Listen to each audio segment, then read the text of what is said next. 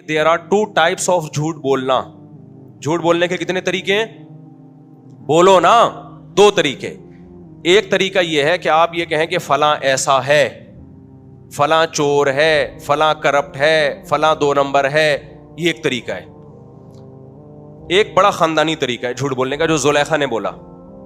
Social media پہ یہ دوسرا طریقہ چل رہا ہے, بڑا ہی خاندانی, اس سے جھوٹ 100% سچ لگنے لگتا ہے. وہ خاندانی طریقہ میں بتا رہا تھا. بھائی یوسف علیہ السلام پر زلیخا نے ڈاکہ ڈالا. یوسف علیہ السلام بھاگے, دروازہ کھلا تو آگے شوہر کھڑا ہے جس کو قرآن کہہ رہا ہے سیدہ, آقا. زلیخا کے آقا کھڑے ہوئے تھے. اللہ میاں شوہر کو کیا کہتے ہیں؟ یار تمہارے فضائل پر جب بات ہوتی ہے تو بھی تمہارے منہ سے آواز نہیں نکلتی, تو تمہارے خلاف جب بات ہوگی تو کہاں سے آواز نکلے گی؟ وَأَلْفَيَا سَيِّدَهَا لَدَى الْبَابِ, قرآن کہہ رہے دروازے پہ زلیخا نے اپنے آقا کو پایا. اللہ میاں زلیخا کے شوہر کو زلیخا کا سید, سردار, آقا کہہ رہے ہیں. آئی بات سمجھ میں کہ نہیں آئی؟ آج جو خواتین کے حقوق میں بہت سے حقوق تو ملنے چاہیے خواتین کو جو نہیں مل رہے, لیکن کچھ ایسے ہیں کہ محل مغرب کو خوش کرنے کے لیے وہ دے دی ہیں خواتین. اسلام میں عورت ماتحت ہوتی ہے اپنے ہسبینڈ کی, سمجھ رہے ہو کہ نہیں سمجھ رہے, اور شوہر اس کا آقا ہوتا ہے. ہم یہ نہیں کہہ رہے کہ وہ اس کے پاؤں کی جوتی ہوتی ہے عورت, یا اس کی قدموں کی خاک ہوتی ہے, ہم یہ نہیں کہہ رہے. ہم کہہ رہے ہیں گھر کا سربراہ کون ہے بھائی؟ میاں ہے, وہ سربراہ مان لو آپ اس کو. اب دیکھو زلیخا نے جو رپورٹ پیش کی نا, اب یہ جو زلیخا کا میاں تھا اس نے جب دیکھا کہ یار یہ کیا ہو رہا ہے, میری بیوی اور یہ نوجوان ایک بند کمرے میں, یہ کیا مسئلہ ہے, تو زلیخا نے یہ نہیں کہا کہ یوسف نے مجھ پہ دست درازی کی ہے, یہ مجھے غلط نیت سے معاذ اللہ دیکھ رہے تھے, یہ نہیں کہا. یہ اگر اس طرح زلیخا بولتی تو یہ جھوٹ کی پہلی قسم ہوتی. یہ جھوٹ بولنے کا وہ طریقہ ہوتا جس سے شک ہوتا ہے کہ پتہ نہیں سچ کہہ رہی ہے کہ جھوٹ کہہ رہی ہے. تھوڑی سی آواز بڑھا دیں اس کی, پہلے گونج رہی تھی نا آواز. زلیخا نے کہا ما جزاء من اراد باہلک سوءا الا ان یسجن او عذاب علیم. اے میرے آقا, اے میرے سرتاج, مجھے آپ یہ بتائیے کہ آپ کی بیوی پر اگر کوئی غلط نیت سے ہاتھ ڈالنے کی کوشش کرے اس کی کیا سزا ہونی چاہیے. یہ جھوٹ کی کون سی قسم ہے؟ جھوٹ بولنے کا اسٹائل نمبر 2, کہ یہ تو بحث میں پڑھو ہی نہیں کہ غلطی میں نے کی ہے یا اس نے کی ہے, یہ تو بحث ہی غلط ہے. آپ سزا بتائیں کہ اس کی سزا کیا ہونی چاہیے. آپ کو جھوٹ بولنے کا طریقہ سکھا رہا ہوں, اگر کبھی پکڑے گئے نا تو اس طرح سے بولا کرو جھوٹ. مرد کیسے پکڑا جاتا ہے؟ مرد کے پکڑے جانے کا یہی خطرہ ہوتا ہے کہ وہ جو ایک صاحب تھے نا,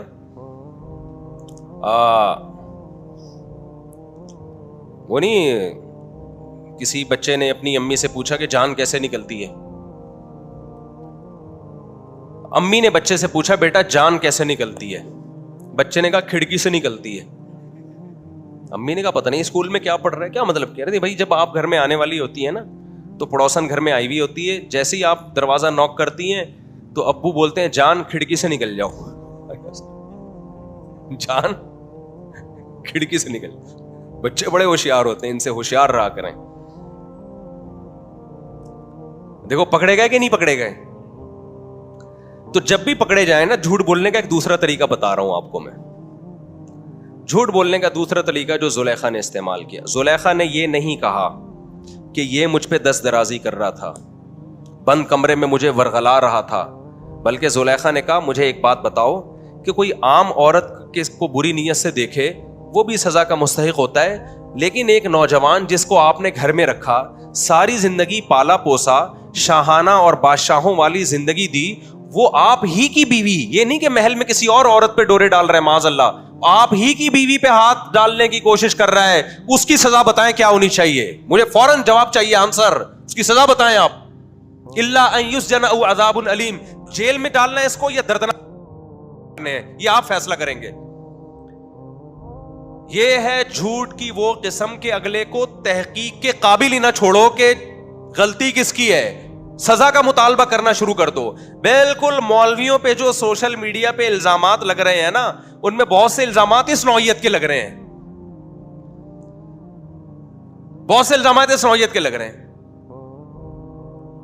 کہ ان مولویوں نے ایسا کر دیا, بتاؤ ان مولویوں کے ساتھ کیا ہونا چاہیے. بھائی تم پہلے فیصلہ تو کرو, یہ ان مولویوں نے کیا ہے, یہ تمہارے حکمرانوں نے کیا ہے, یہ تمہارے تعلیمی اداروں نے کیا ہے یہ کام. تو میں اپنا بتا رہا تھا, میرے اوپر جو الزام لگایا ہے نا, انہوں نے کہا نمبر 1 یہ نئے نئے لوگ آئے ہیں تو الزام کو ریپیٹ کر دوں. میرا مقصد اپنی صفائی بیان کرنا نہیں ہے, میرا مقصد اس شخص پہ رد کرنا نہیں ہے. میرا مقصد تو یہ ہے کہ سوشل میڈیا پہ اس طرح کے لوگ اس طرح الزامات لگا رہے ہیں, آپ کو ان لوگوں سے ہوشیار رہنا پڑے گا, چاہے وہ سیاسی لیڈروں پہ لگائیں, چاہے وہ کسی پہ بھی لگائیں, چاہے وہ مولویوں پہ لگائیں. الزامات جب تک آپ اپنی آنکھوں سے نہ دیکھ لو, یہ متعلقہ شخص سے رابطہ کر کے تحقیق نہ کر لو. پروپیگنڈے کی دنیا ہے, 5th ورلڈ وار ہے یہ, اس میں تباہ ہو جاؤ گے انہیں پروپیگنڈے میں آپ. تو انہوں نے الزام لگایا مفتی صاحب نے 2014 میں یوٹیوب کو حلال کیا, 15 میں حرام کیا, 15 میں حلال کر دیا. حالانکہ نہ میں نے 2014 میں حرام کیا, نہ 15 میں حلال کا فتویٰ تو دیا. پھر دوسرا الزام یہ لگایا کہ مفتی صاحب نے 2014 میں یوٹیوب کی آمدن کو حرام کہا, پھر 15 میں حلال اس لیے کیا کہ اپنا چینل بنایا. حالانکہ میرا 2018 میں چینل بنائے, 2015 میں. یہ دوسرا جھوٹ بھی. تیسرا جھوٹ, مفتی صاحب لوگ ڈراپ شپنگ کو حرام کہتے ہیں, حالانکہ ہم حرام کہتے ہی نہیں ہے, ٹھیک ہے نا. ہم تو اس میں کچھ ڈیٹیل بتاتے ہیں, بھائی اس طرح سے حلال ہے, یہ کرو گے تو حلال ہے, یہ کرو گے تو حرام ہے. چوتھا الزام یہ کہ یہ مولوی لوگ مسجد اور مدرسوں میں بند رہتے ہیں, انہیں کیا پتا کہ ڈراپ شپنگ کیا ہوتی ہے. مسجد اور مدرسوں میں بند نہیں رہتے بھائی, ہم 5 ٹائم مسجد میں آتے ہیں. ہم تو چاہتے ہیں کہ مسجد میں بند ہو, کچھ اللہ کا ذکر زیادہ کریں. سمجھتے ہو کہ نہیں سمجھتے ہو؟ اور مدرسوں میں بند نہیں ہوتے, مدرسوں میں تحقیق کا کام ہوتا ہے. لیکن نیچے لوگوں میں کسی ایک شخص کو بھی یہ توفیق نہیں مل رہی کہ اس سے سوال کرے کہ آپ نے جو مفتی طارق مسعود صاحب پہ الزامات لگائے ہیں اس کا کوئی ثبوت پیش کریں, کوئی کلپ چلائیں آپ ان کا. نہ نہ نہ نہ.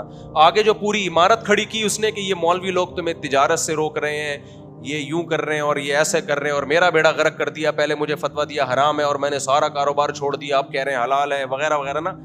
لیکن لوگ ان الزامات کی نہیں کر رہے کہ تحقیق کریں ہم, بلکہ لوگ بھی اس میں شامل ہے کہ ان مولویوں کا ہونا کیا چاہیے. تو یہ ہے آج سوشل میڈیا کا پروپیگنڈا, اور یہ ہر جگہ ہی ہے. ڈاکٹروں کے خلاف بھی ہے یہ پروپیگنڈا, بعض بے گناہ سیاست دانوں کے خلاف بھی ہے. سیاست دانوں میں بھی برے ہوتے ہیں, لیکن سارے برے نہیں ہوتے بھائی, کچھ اچھے بھی ہوتے ہیں. ایک آدمی نے مجھے کہا کہ وہ فلاں سیاست دان کے بارے میں, وہ دیکھو بھاگ کے بیرون ملک بیٹھا ہوا ہے, تصویریں بھیجی, یہ دیکھو. میں نے تحقیق پتا چلا وہ تو ادھر ہی بیٹھا ہوا ہے کراچی میں, پتہ نہیں کون سے زمانے کی تصویریں اٹھا کے وائرل کی ہوئی ہیں. ایک صاحب نے مجھے کہا کہ وہ فلاں سیاست دان ہے, آپ کو پتا ہے اتنے کروڑوں روپے کی جائیدادیں بنا لی ہیں اس نے. میں نے کہا نہیں مجھے نہیں پتا, اور میں نے کہا مجھے یہ تو پتا ہے کہ آپ کو بھی نہیں پتا. کہہ رہے ہیں کیوں, وہ فلاں نے رپورٹ پیش کی. میں نے کہا فلاں نے جو رپورٹ پیش کی ہے اس رپورٹ کے بارے میں آپ کو پتا ہے کہ وہ رپورٹ صحیح ہے کہ غلط ہے؟ ایک جھوٹ کا بازار گرم ہے میرے بھائی. خدا کا واسطہ اپنی جانوں پہ رحم کرو, یہ کہنا سیکھو کہ مجھے معلوم نہیں ہے. آج ہماری قوم کا بڑا مسئلہ یہ ہے کہ جس کو کچھ بھی نہیں پتا اسے ہر فیلڈ کا سب کچھ پتا ہے, اور یہ پروڈکٹ آپ کو پاکستان میں ملے گی. میرا بڑے بڑے ڈاکٹروں سے واسطہ ہوتا ہے, میں اگر کڈنی کے اسپیشلسٹ سے ہارٹ کے بارے میں کچھ پوچھوں نا, وہ فوراً کہہ دیتا ہے مجھے مفتی صاحب ہارٹ کے بارے میں نہیں پتا. حالانکہ وہ پورا ڈاکٹر ہوتا ہے, کچھ نہ کچھ تو پتا ہوگا نا اس کو. میں اگر ہارٹ اسپیشلسٹ سے لیور کے بارے میں پوچھتا ہوں, وہ فوراً کہے گا مفتی صاحب ایک جگر کے اسپیشلسٹ ہیں, ان کا نمبر میرے پاس ہے, آپ ان سے رابطہ کر لیں. میں ہارٹ کا اسپیشلسٹ ہوں, مجھے جگر کے بارے میں بولتے کیوں نہیں میرے بھائی, نہیں پتا. وہ کہہ دے گا کہ مجھے نہیں پتا, اس کو اس میں شرم محسوس نہیں ہوگی. لیکن آپ کسی 2 نمبر حکیم کے پاس جاؤ یا 2 نمبر ڈاکٹر کے پاس جاؤ, آپ اس سے لیور کے بارے میں پوچھو, وہ لیور کے بارے میں ایسی رپورٹیں پیش کرے گا جو آپ کے باپ دادا نے بھی کبھی نہیں سنی ہوں گی. اسے سب پتا ہوگا کہ پودینے کے پانی میں نیمبو ڈال کے پیو, تمہارا جگر کا کینسر ختم. میں ملا ہوں ایسے ڈاکٹروں سے بھی, پودینے کا پانی میں لیمو ڈال کے پیو تو جگر کا کینسر. آپ پینا نہ شروع کر دیں کہیں, ایک مثال دے رہا ہوں میں. ان کو ہارٹ کا بھی پتا ہے, لہسن کو پیسٹ بنا کے صبح شام پیئیں, دل گارڈن گارڈن ہو جائے گا آپ کا. کھائیں لہسن, کسی ایکسپرٹ ہارٹ اسپیشلسٹ سے پوچھ لیں. ایسا نہ ہو کہ جو تھوڑا بہت بعض دفعہ کولیسٹرول کی کمی سے بھی دل خراب ہو جاتا ہے. پتہ چلا جو تھوڑا سا کولیسٹرول باقی رہ گیا تھا, لہسن نے وہ بھی باقی نہیں چھوڑا. ٹھیک ہے, ہر شخص کو پاکستان میں ہر طرح کی نالج ہے یا نہیں ہے؟ مجھے ایک بات بتاؤ. لہذا مفتی بھی یہاں پتھر اٹھاؤ گے مفتی نکلیں گے. اس کو ڈراپ شپنگ کا بھی پتا ہے, اس کو انشورنس کا بھی پتا ہے, اس کو تکافل کا بھی پتا ہے, اس کو طلاق کے حکام بھی معلوم ہے, اس کو ہسٹری کا بھی پتا ہے, اس کو بنو امیہ کا بھی پتا ہے, اس کو بنو عباس کا بھی پتا ہے, بنو عباس کے جتنے چاچے مامے خالے پھپھے تاریخ میں گزرے سب کا پتا ہے, اس کو محمد بن قاسم کا بھی پتا ہے, اس کو ٹیپو سلطان کا بھی پتا ہے, اس کو ہٹلر کا بھی پتا ہے. اور پھر میڈیکل سائنس کی طرف ہم آتے ہیں تو ان کو جناب جگر کا بھی پتا ہے, ان کو گردوں کا بھی پتا ہے, ان کو کلیجی کا وہ پھیپھڑوں کا بھی پتا ہے, لنگس کے بھی یہ اسپیشلسٹ ہیں, گھٹنوں میں درد کا علاج بھی ان حکیم صاحب کے پاس ہے, کمر کے درد کا علاج بھی ان حکیم صاحب کے پاس ہے. اگر آپ کی اولاد نہیں ہو رہی, اولاد کے کیپسول بھی یہ کھلائیں گے. اگر آپ کی اولاد ہو رہی ہے لیکن بیٹیاں ہو رہی ہیں تو بیٹے کے کیپسول بھی ان کے پاس ہیں, وہ کھلائیں گے, بیٹا پیدا ہو جائے گا آپ کے. جو اسپیشلسٹ ہے اس کو صرف اپنی فیلڈ کا پتا ہے, باقی اس کو کچھ بھی نہیں پتا. اور جو اسپیشلسٹ نہیں ہے وہ ہر فن میں اسپیشلسٹ ہے. یہ پتا ہے ٹیکنیکل فالٹ کیا ہے؟ ہمیں لا ادری کہنا نہیں آتا. لا ادری کا مطلب ہے مجھے معلوم نہیں ہے. یہ کہنا سیکھو میرے بھائی کہ مجھے معلوم نہیں ہے. اس میں کوئی عیب کی بات نہیں ہے. ہر شخص کو سب کچھ نہیں پتا ہوتا. نہ سیاست دانوں کے بارے میں جھوٹے تبصرے کرو, نہ کسی اور کے بارے میں جھوٹے تبصرے کرو. ان السمع والبصر والفؤاد كل اولئک کان عنہ مسئولا. قرآن کہتے ہیں آنکھ ناک کان اور دل کے بارے میں تم سے قیامت کے دن سوال ہوگا. جو لفظ زبان سے نکال رہے ہو نا بغیر تحقیق کے, ما یلفظ من قول الا لدیہ رقیب عتید, انسان ان الفاظ کا ذمہ دار ہے, ان الفاظ کے بارے میں آپ سے سوال ہوگا.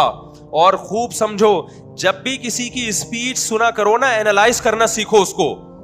ایک دم نہیں مان لے آیا کرو, آپ اس کی بات کے ٹکڑے کیا کرو کہ اس نے 4 قسم کے الزامات لگائے ہیں, ان چاروں الزامات پہ ہم الگ الگ دیکھو. ہمارے پاس جب کیس آتا ہے نا, ہم تو حکم تحکیم کا کام بھی کرتے ہیں نا بھائی. کاروباری جھگڑے آتے ہیں لوگوں کے تو لوگ کہتے ہیں مفتی صاحب حل کرو. ایک تو ہوتا ہے فتویٰ لکھنا, فتویٰ اور چیز ہے, 2 پارٹیوں کے درمیان فیصلہ کرانا, بولو الگ چیز. فتوے کا مطلب جو آپ سوال لکھ کے دیں گے اس کے حساب سے آپ کو جواب مل جائے گا.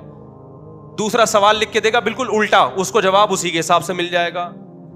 تو 2 الگ الگ فتوے چلے گئے کہ نہیں چلے گئے؟ لوگ کہتے ہیں مفتی صاحب اس کو یہ فتویٰ دیا, آپ نے اس کو الٹا فتویٰ دے رہے ہو. ہم کہیں گے بھائی جو اس نے سوال پوچھا اس کے حساب سے طلاق نہیں ہوئی, یہ کمبخت جو پوچھ رہا ہے اس کے حساب سے ہو گئی ہے.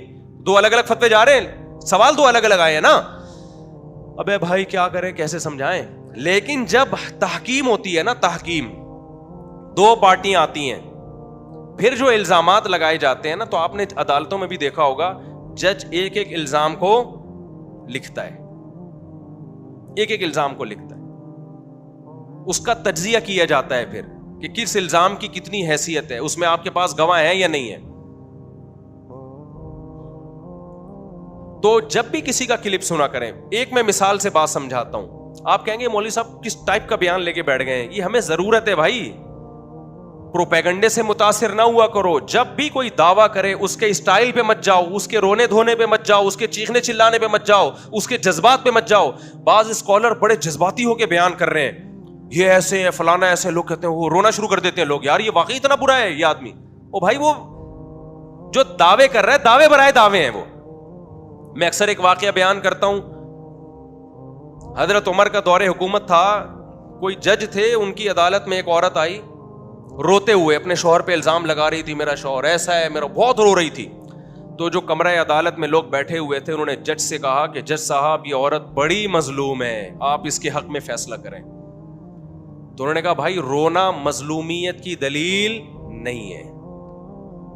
جج تھے نا, ماہر تھے وہ, تو صبح شام بھگتتے رہتے. انہوں نے کہا اگر رونا مظلومیت کی دلیل ہوتا تو یوسف علیہ السلام کے بھائیوں نے کنویں میں یوسف علیہ السلام کو ڈالا اور خود الٹا روتے ہوئے آ رہے ہیں. رونا یوسف علیہ السلام کو چاہیے تھا, رو کون رہا ہے؟ بھائی رو رہے ہیں. وجاءوا اباہم عشاء یبکون, قرآن کہتا ہے شام کو ابا کے پاس آئے روتے ہوئے, رو رہے ہیں ہائے ہمارے بھائی کو کیا ہو گیا, ہائے ہمارے بھائی کو کیا ہو گیا, حالانکہ جھوٹ بول رہے تھے. تو رونا دلیل محبت نہیں ہے, نہ آپ کے برحق ہونے کی دلیل ہے, نہ جذباتی ہونا آپ کے برحق ہونے کی دلیل ہے. تو ہماری قوم میں بڑا مسئلہ میجورٹی میں یہ ہے کہ وہ جذبات سے متاثر ہو رہے ہیں. جب بھی کوئی الزام لگایا کرے اس کو تجزیہ کیا کرو کہ یہ بول کیا رہا ہے. میں ایک مثال دیتا ہوں, چونکہ آج کل علماء کے خلاف بہت پروپیگنڈا ہو رہا ہے یوٹیوب پہ. ایک صاحب ہیں ملحد قسم کے ہیں, ویسے اپنے آپ کو مسلم کہتے ہیں, وہ انہوں نے بڑے بڑے سائنسدانوں کی تصویریں لگائیں, آئنسٹائن کی, نیوٹن کی, بڑا جو ہے نا, اور بیچ میں مولانا طارق جمیل صاحب کی, اور کہا کہ دیکھو ان لوگوں کی یہ ایجادات ہیں, یہ کام کیے اور یہ کام کیے, اور یہ حوروں کی ٹانگوں کی حسن اور جمال بیان کرتا ہے یہ آدمی. نیچے لوگوں نے کہا یار یہ دیکھو مولوی کسی کام کے.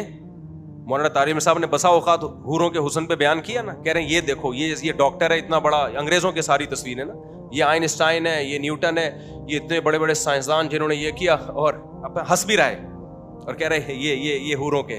تو ہماری قوم ان کو فالو کر رہی ہے, ان کو چھوڑا ہوا ہے. سمجھ میں آئی بات؟ تو لوگ کہہ رہے ہیں بات تو صحیح ہے, یہ بات صحیح نہیں, وہ آپ کو الو بنا رہا تھا اور آپ الو بن گئے ہو.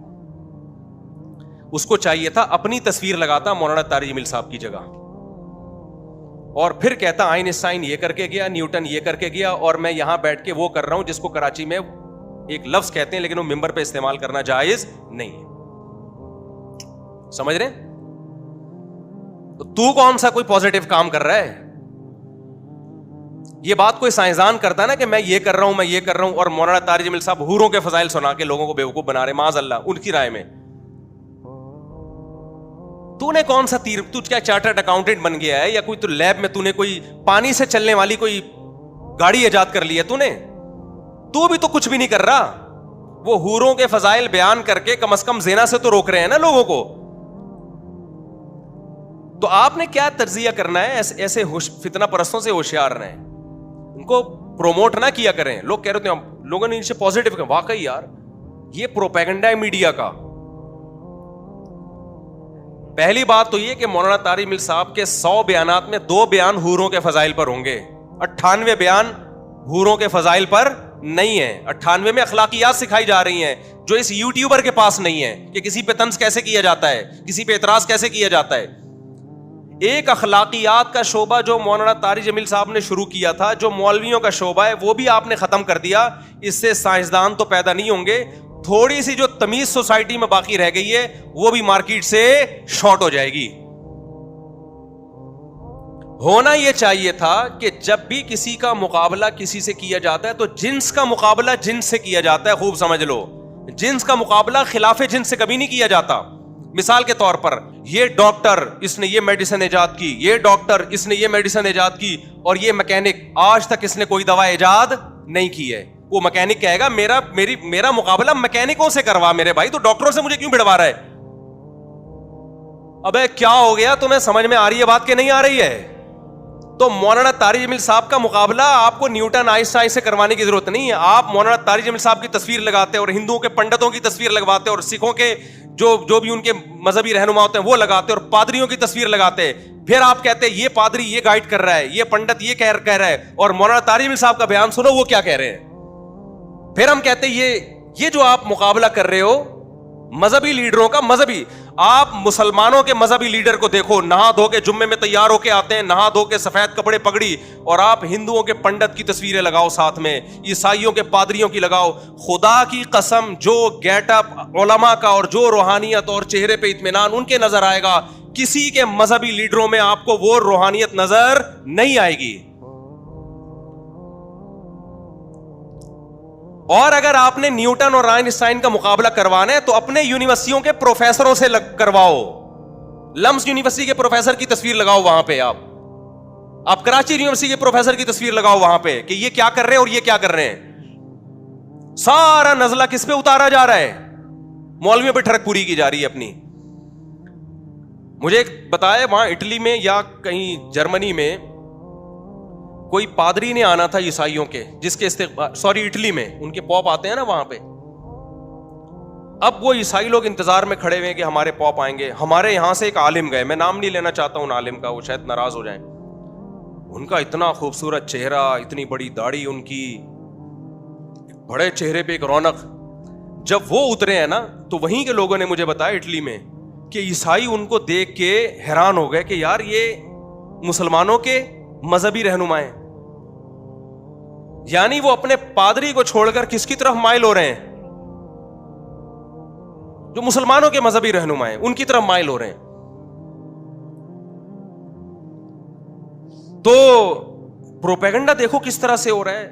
میں پھر بار بار کہتا ہوں, مجھے ان لوگوں پہ اعتراض نہیں ہوتا جو ایسے کلپ بناتے ہیں, تو پیڈ ہوتے ہیں, ان کے تو اپنے مفاد ہوتے ہیں. اعتراض آپ لوگوں پر ہوتا ہے بھائی جو ان کے پروپیگنڈے سے متاثر ہو جاتے ہیں. سمجھتے ہو کہ نہیں سمجھتے ہو؟ آپ یہ کہہ سکتے ہو کہ پھر ان مولویوں کی ہمیں ضرورت کیا ہے, جب نہ انہوں نے بلب ایجاد کیا, نہ یہ گاڑی ایجاد کر سکتے ہیں, نہ گاڑی کا پنچر لگا سکتے ہیں, یہ حوروں کے فضائل کے علاوہ کچھ بھی نہیں سنا سکتے, تو ان کی ہمیں ضرورت کیا ہے؟ مقابلہ نہ کرو آپ یہ اعتراض کر سکتے ہو. تو بھائی جو آخرت پر ایمان رکھے گا اس کو مولوی کی ضرورت ہوگی, جو آخرت پر ایمان نہیں رکھتا اس کو مولوی کی کوئی ضرورت نہیں ہے. اس کے لیے تو مولوی سے زیادہ بیکار طبقہ واقعی دنیا میں کوئی نہیں ہے. کیونکہ اگر آپ یہ اس نظریے کے قائل ہو کہ ہم نے مر کے مٹی ہو کے ختم ہو جانا ہے, تو پھر آپ واقعی میں کہتا ہوں مولوی سے بیکار طبقہ دنیا میں کوئی بھی نہیں ہے. پھر تو ضرورت ہی نہیں ہے, پھر تو قرآن کی بھی ضرورت نہیں, پھر تو پیغمبروں کی بھی ضرورت نہیں, پھر تو اسلام کی بھی ضرورت نہیں ہے. پھر تو یہ دنیاوی اور مادی ترقی ہی سب کچھ ہے. لیکن قرآن پکار کے کہہ رہا ہے وما بلغوا معشار ما آتیناہم, اس ترقی سے متاثر مت ہونا. پچھلی امتوں کو جو ہم نے تباہ کیا ہے اسی سائنسی ترقی پہ انہوں نے ناز کرنا شروع کر دیا اور پیغمبروں کی دعوتوں کو ٹھکرانا شروع کر دیا. پیغمبر نے کہا زنا حرام, انہوں نے کہا ہم سائنسی ترقی کو فوکس کریں گے. زنا کرنا نہ کرنا یہ مذہب کا ٹاپک ہے, یہ ہمارا ٹاپک, یہ ہمارا ہیڈ ایک نہیں ہے. یہ لوگ جو مولویوں کی مخالفت کر رہے ہیں نا صرف ایک حور کو لے کے, مولوی کا اصل ٹاپک حور نہیں ہے. مولوی کا اصل ٹاپک یہ کہ آپ اپنے باپ اور ماں کو بڑھاپے میں اولڈ ہاؤس میں جمع نہیں کرا سکتے. یہ سمجھتے ہیں کہ ہم جمع کرائیں گے تو ترقی کریں گے, گھر میں رکھیں گے تو ہمیں ان کی کھانسی برداشت کرنا پڑے گی. یہ اس ٹینشن سے بچنے کے لیے سوسائٹی سے مولوی کو کیا کر رہے ہیں, نکالنا چاہتے ہیں. مولوی کہتا ہے تمہیں زنا کرنے کی اجازت نہیں ہے. ان کو پتا ہے اگر ہم نے زنا کو حرام کر دیا تو بہت ہم چاند پہ تو پہنچ, دیکھو انگریز زنا کر کے بھی چاند پہ پہنچا کہ نہیں پہنچا, تو ان کو تو چاند پہ پہنچنا ہے. ان کو کیا اس سے کہ خدا کس چیز سے خوش ہوتا ہے, خدا کس چیز سے ناراض ہوتا ہے. تو مولوی کہتا ہے نکاح کرو, ان کو اس سے تکلیف ہو رہی ہے. یہ کیوں ہمارے داخلی معاملات میں ہم گرل فرینڈ رکھیں یا نکاح کریں, ہمارا ہیڈ گئی ہے. سمجھتے ہو کہ نہیں سمجھتے ہو؟ مولوی کہتا ہے شراب کیا ہے, حرام ہے. یہ کہتے ہیں یار شراب پی کے انگریز کہاں سے کہاں چلا گیا. مولوی کہتا ہے بھائی شراب پی کے تو یہاں بیٹھے بیٹھے آپ چاند پہ پہنچ جاتے ہو, ہم مانتے ہیں اس بات کو, لیکن خدا شراب سے کیا ہوتا ہے, ناراض. چترول لگیں گے مرنے کے بعد. جو زنا کرتا ہے دنیا میں ترقی کر لیتا ہے میرے بھائی وہ, لیکن چترول کب لگیں گے, مرنے کے بعد. جو ماں باپ کو اولڈ ہاؤس میں جمع کرتا ہے ترقی کر لیتا ہے, ہو سکتا ہے میڈیکل کالج میں اس کے نمبر زیادہ اچھے آئے کیونکہ ابا کی ٹینشن ہی ختم ہو گئی, لیکن چترول کب لگیں گے, بولتے کیوں نہیں, مرنے کے بعد. سود کے ذریعے آپ پیسہ کماؤ گے, آپ قوم کا بیڑا غرق ہو یا نہیں ہو, آپ فائدے میں بظاہر چلے جاؤ گے. چترول کب لگیں گے, بولو نا, مرنے کے بعد. عورت پردہ نہ کرے ترقی کر لے گی وہ. بہت سی انگریز عورتیں نے زنا کر کے کتنی ترقی کی ہے, ہر شعبے میں آگے بڑھی ہیں وہ, ملکوں کی وزیر اعظم ہو سکتا ہے بن گئی ہوں. چترول کب لگیں گے, مرنے کے بعد. آپ شرک کرو ترقی پھر بھی کر لو گے. چترول کب لگیں گے, مرنے کے بعد. تو آپ مرنے کے بعد کی زندگی کا انکار کر دو تو پھر مولوی بھی فضول اور اس کی یہ باتیں بھی فضول. لیکن آپ اگر مرنے کے بعد کی زندگی کے قائل ہو تو آپ کے لیے نیوٹن اور آئنسٹائن کی اتنی اہمیت نہیں ہے جتنی مولوی کی اہمیت ہے. سمجھ میں آ رہی ہے بات کہ نہیں آ رہی ہے؟ تو آپ اپنا کانسیپٹ کلیئر کرو بھائی, موت کے بعد کی زندگی کو مانتے ہو یا نہیں مانتے. نہیں مانو, منافقت چھوڑ دو.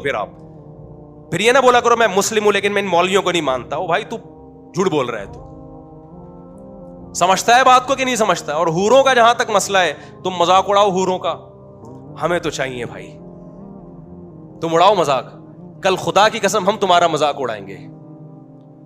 نوح علیہ السلام جب کشتی بنا رہے تھے نا, تو قوم مذاق اڑا رہی تھی کہ پانی ہے نہیں اور یہ مولویوں کو دیکھو یہ پٹے لے کے کیا بنا رہے ہیں کشتی. نوح علیہ السلام نے کہا مجھے اللہ نے وہی کی ہے بھائی عذاب آئے گا. انہوں نے کہا عذاب کا کوئی چانس ہے نہیں, کوئی سمندر قریب میں ہے نہیں, کوئی دریا ہے نہیں کہ سیلاب آئے, اور یہ مولویوں کو دیکھو کیا کر رہے ہیں. تو نوح علیہ السلام نے فرمایا ان تسخروا منا فإنا نسخر منکم, اڑا لو مذاق, کل ہم تمہارا مذاق اڑائیں گے. تو آپ آج حوروں کا مذاق اڑا لو بھائی, ہم تو خدا کے وعدوں پر یقین رکھتے ہیں بھائی, ہمیں تو حوریں چاہیے, ہمیں تو چاہیے بھائی. اور ہم تو اللہ سے دعا مانگتے ہیں اللہ ان حوروں سے ہمیں محروم نہ کرنا اور ان کمبختوں کو محروم کر دینا. یہ دنیا میں بھی محروم ہے حوروں سے, ان کو گرل فرینڈز ملتی ہیں, بیویاں ان کو نہیں ملتی, اور گرل فرینڈ کا جب موڈ آف ہوتا ہے وہ چھوڑ چھاڑ کے چلی جاتی ہے اس کو. جب زیادہ تو کل آج تو غریب ہو جا, دیکھتا ہوں میں تجھے کتنی حوریں دنیا میں ملتی ہیں. دیندار لوگوں کو وفا کرنے والی بیویاں ملتی ہیں, وفا کرنے والی اولادیں ملتی ہیں جو بڑھاپے میں سہارا بنتی ہیں. ان کمبختوں کو جو حوروں کا مذاق اڑاتے ہیں, نہ دنیا میں وفادار بیویاں ملتی ہیں اور نہ بڑھاپے میں وفادار اولادیں ملتی ہیں. اور آخری بات کر کے بیان کو ختم کرتا ہوں میں, یہ جو بار بار الزام لگا رہے ہیں مولویوں کی وجہ سے ملک ترقی نہیں کر رہا. لوگ کہتے ہیں دیکھو اتنی مسجدیں, اتنے مدرسے, لیکن اتنی کرپشن. یہ بھی دعویٰ برائے دعویٰ ہے. ان مسجدوں کا کیا کردار ہے بھائی آپ کو ترقی سے روکنے میں؟ کسی کو دیکھا آپ نے مسجد میں امام کو بیٹھ کے ترقی کے خلاف تقریر کر رہا ہو؟ کسی کو دیکھا؟ آپ کہہ سکتے ہیں ترقی کے خلاف تو تقریر نہیں کرتے, لیکن حوروں کے اتنے فضائل بیان کر دیتے ہیں کہ لوگ ان کے چکروں میں پڑ جاتے ہیں, اور کوئی آئنسٹائن اور نیوٹن جیسا پھر پیدا نہیں ہوتا, سارے حوروں کے چکر میں لگ جاتے ہیں. او بھائی حوروں کے چکر میں لگا کے ترقی سے نہیں روک رہے, آپ کو موٹیویٹ کر رہے ہیں ہم کہ تم ترقی کرو, کیونکہ اللہ نے جنت کی حوروں کا وعدہ سست اور پوستی لوگوں سے نہیں کیا, انہی لوگوں سے کیا جو اسٹرگل کرتے ہیں. میرے تو میڈیکل کالج میں بیانات ہوتے رہتے, میں کہتا ہوں تمہیں حوریں ملیں گی نہیں اس وقت جب تک تم پڑھائی کو فوکس نہیں کرو گے. اسلام جب دنیا میں آیا, مجھے ایک بات بتاؤ, سائنس نے ترقی کی ہے یا تنزل میں گئی ہے سائنس؟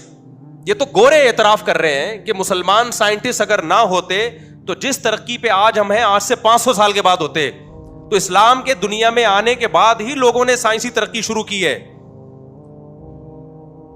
تو اسلام نے کون سا ایسا سبق دیا تھا کہ سائنسی ترقی شروع ہو گئی؟ اس وقت تو یورپ اندھیروں میں ڈوبا ہوا تھا.